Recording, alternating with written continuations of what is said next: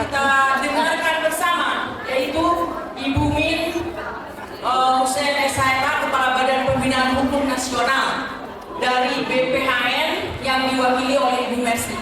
Tolong tepuk tangan. Silakan Ibu Mercy. Terima kasih, selamat sore kita semua.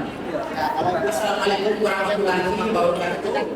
Shalom, Om Swastiastu, Namo Buddhaya, salam kebajikan. Saya Mercy Jone, asal saya dari Nusa Tenggara Timur, baru menjadi orang Jakarta 4 bulan. Ya. Sebelumnya saya Kepala Kantor Wilayah Kementerian Hukum dan HAM Nusa Tenggara Timur.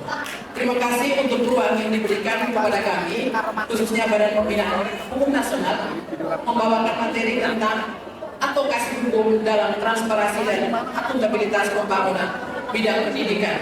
Khususnya, ini para perempuan hebat semua yang hadir, peran para legal perempuan dalam advokasi hukum. Dan sekarang ini Badan Pembinaan Hukum Nasional sedang menginisiasi pembentukan pos bantuan hukum di setiap desa dan kelurahan. Ya. Kami berharap nanti perempuan-perempuan hebat yang ada di depan kami ini bisa menjadi aktor-aktor kunci menjadi paralegal. Ya. Tidak harus seorang sarjana hukum jadi paralegal, siapa saja, tamat SMA pun tidak apa-apa. Nanti saya secara teknis sebentar saya sampaikan. Mungkin saya mulai dengan tema pembicaraan kita hari ini. Kalau kita melihat bahwa pembangunan bidang pendidikan merupakan salah satu pilar utama dalam mewujudkan tujuan pembangunan yang berkelanjutan. Namun kalau kita lihat, apakah semua orang telah mendapatkan akses hak atas pendidikan dengan baik? Ibu pasti tahu. Ada beberapa tantangan, orang tidak bisa mendapatkan akses pendidikan yang baik. Tadi juga disampaikan oleh Ibu Wamen Menteri PUPR bahwa ada banyak tantangan soal jalan raya, gedung dan sebagainya. Yang pertama bisa kita lihat tantangan adalah bagaimana korupsi masih terjadi di dunia pendidikan. Ada banyak kepala sekolah yang sekarang menjadi penghuni lapas rutan, korupsi dana bos dan sebagainya. Contoh ya, ada ketimpangan, belum meratanya akses keadilan dan minimnya transparansi pengeluaran anggaran serta menghambat aktivitas pembangunan. Di sisi lain, saya selalu bicara dari perspektif saya dari daerah ya. Hak atas pendidikan itu tidak mudah dijangkau oleh saudara-saudara saya yang ada di pelosok, apalagi di daerah 3D. Ya, sekolahnya masih jauh, orang ke sekolah harus berjalan kaki dan sebagainya. Dan orang tua tidak memahami bahwa itu pendidikan itu penting. Maka jangan heran kita lihat bahwa angka putus sekolah juga cukup tinggi. Anak-anak menjadi korban TPPO juga tinggi. Ini dari beberapa daerah tertentu, banyak sekali anak-anak tidak bisa mendapatkan akses pendidikan dengan baik. Advokasi sangat penting, dalam mendorong transparansi dan akuntabilitas sekaligus memastikan bahwa hak atas pendidikan harus dipenuhi secara baik.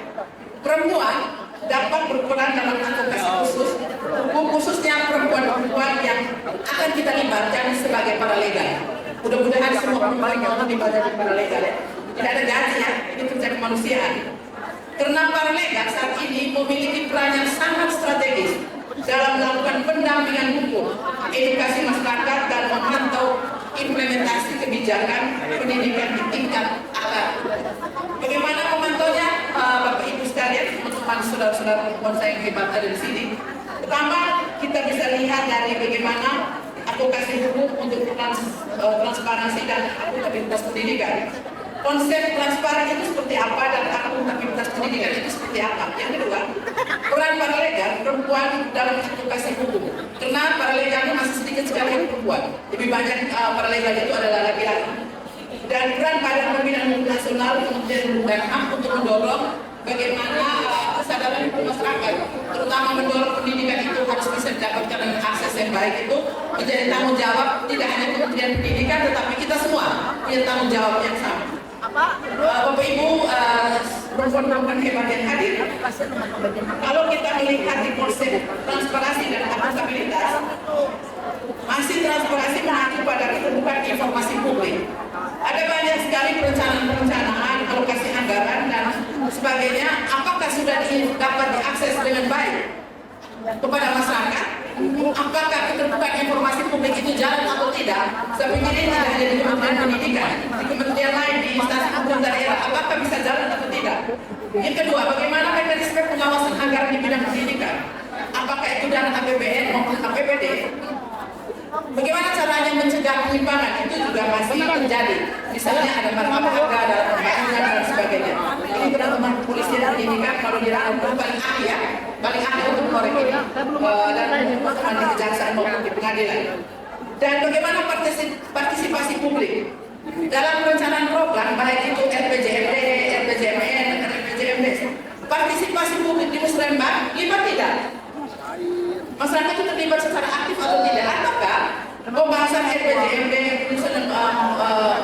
rencana pembangunan desa dan daerah maupun pembangunan jangka panjang di tingkat nasional, partisipasinya modelnya seperti apa? Ataukah keterwakilannya beberapa orang dianggap itu partisipasi? Atau melibatkan kompetensi secara masyarakat secara utuh, termasuk perempuan, terlibat tidak dalam penyusunan RPJMD, RPJMD maupun RPJMN? Itu beberapa catatan dari kami. Yang kedua, kaitan dengan perkara legal, hubungan dalam advokasi hukum. Yang pertama adalah peningkatan pendidikan dan kesadaran hukum. BPN mempunyai program desa pembentukan desa kelurahan sadar hukum, dan di situ ada kelompok kadar hukum. Kami berharap nanti pertemuan ini bisa melahirkan kelompok kadar hukum perempuan, dan perempuan di dalam kelompok kadar hukum tersebut adalah paralegal. Siapa paralegal? Siapa saja yang mau dan bersedia untuk melakukan advokasi hukum, tidak hanya sarjana hukum, non sarjana hukum, SMA pun silakan. Nanti bergabung dengan desa kelurahan yang ditunjuk menjadi desa kelurahan yang ada posbankumnya. Yang kedua, peran paralegal ini kami harapkan juga nanti dapat melakukan pemantauan dan pelaporan. Apabila ada kasus-kasus yang teman-teman tahu itu dari media massa bahwa ternyata ada penyimpangan anggaran dan sebagainya, silakan teman-teman paralegal bisa melaporkan kepada KPK, silakan ombudsman setempat, kejaksaan dan kepolisian apabila terdapat tindak pidana dugaan korupsi pada bidang pendidikan. Yang ketiga, apabila ada sengketa, Bapak Ibu sekalian, teman-teman perempuan hebat yang luar biasa, paralegal bisa melakukan mediasi konflik sengketa. Jadi ada dua, litigasi dan non litigasi. Paralegal berada di ranah non litigasi. Jadi ternyata pada saat mediasi itu gagal, mau dilanjutkan dengan litigasi, silakan khusus untuk orang yang tidak mampu.